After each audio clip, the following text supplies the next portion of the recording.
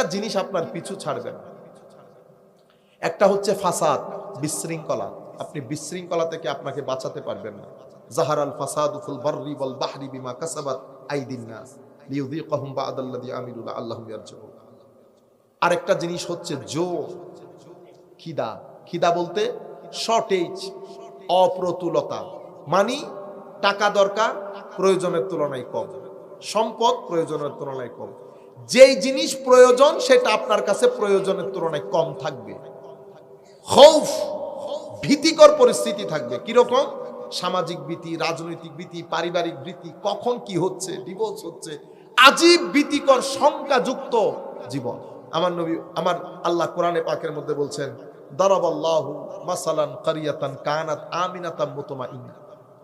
বান্দারা, আমরা তোমাদেরকে একটা গ্রামের কাহিনী শোনাই। আমার আল্লাহ বলছেন, একটা মেসাল দেই তোমাদের। ওই